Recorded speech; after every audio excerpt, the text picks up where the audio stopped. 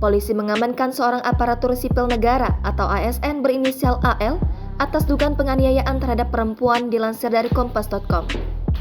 Video ASN menendang motor korban sampai terjatuh lalu viral di sosial media. Kepala Satuan Reserse dan Kriminal Polres Sinjai, Ajun Komisaris Polisi Syaharudin, pada Kamis 15 September kemarin mengungkapkan pelaku sudah diamankan dan sekarang sudah ditahan sementara di Polres Sinjai. Syaharudin melanjutkan, meski terduga pelaku sudah diamankan, namun pihaknya belum melaksanakan pemeriksaan karena masih menunggu laporan polisi secara resmi dari pihak korban terkait kejadian tersebut.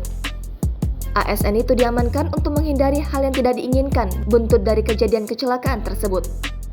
Dari rekaman video viral berdurasi 16 detik, terlihat ASN itu keluar dari mobilnya setelah melihat korban terjatuh usai menyenggol bumper kendaraannya.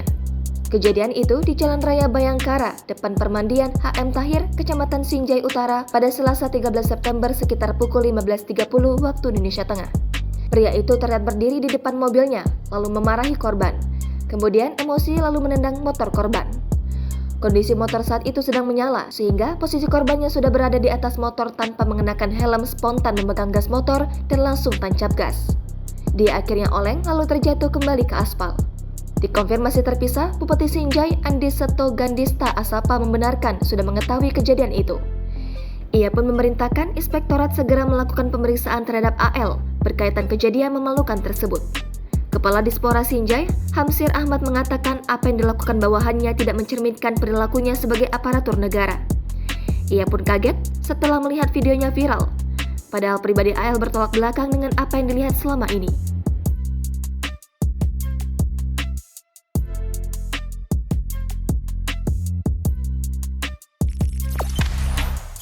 Jangan lupa subscribe, share, komen, dan like ya!